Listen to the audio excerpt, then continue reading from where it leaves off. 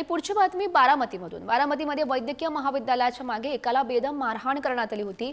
या घटनेचा व्हिडिओ प्रचंड व्हायरल देखील झाला आणि याच प्रकरणाची दखल आता उपमुख्यमंत्री तथा बारामती मतदारसंघाचे आमदार अजित पवार यांनी सज्जड दम दिलाय। यापुढे असं कृत्य कोणी केलं तर मी मकोका लावायला मागे पुढे पाहणार नाही असं अजित पवार यांनी म्हटलंय। आणि अशा घटना घडल्या की मला मुंबईतून फोन येतात, दादा एवढ्यावर पोटात घ्या अशी विनंती केली जाते, पण अरे पोटात तरी किती घ्यायचं, सांगणाऱ्याला लाज वाटली पाहिजे असा आक्रमक पवित्रा अजित पवार यांनी घेतल्याचं बघायला मिळालं। परवा बारामतीमध्ये मला एक क्लिप आली। हे सीसीटीव्ही कॅमेरे आम्ही आता बसवले, इथं काही चावटपणा कोणी केला तर ते सगळं त्याच्यामध्ये चित्रित होतं।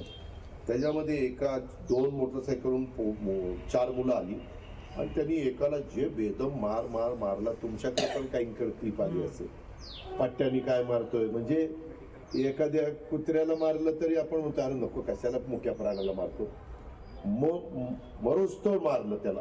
मी पोलिसांना सांगितलं, उद्या अजित पवारच्या जवळचा कार्यकर्ता हनुमंतराव कुणी असलं आणि त्याच्या मुलांनी जरी असलं केलं तर त्याचा बंदोबस्त करायचा। तुमची मुलं बिलं काय करतायत, मुली काय करतायत, कुठे चुका होतायत का, हे पालकांची नैतिक जबाबदारी आहे, ती पालकांनी पार पाडावी। आणि मला तिकडे फोन येतात मुंबईत, जाऊ दे दादा ते चुकलं, एकदा पोटात घ्या, पोट फुटायला लागलं काय, पोटात घ्या काही सांगतात। सांगणाऱ्याला पण लाज लज्जा शरम कशी वाटत नाही?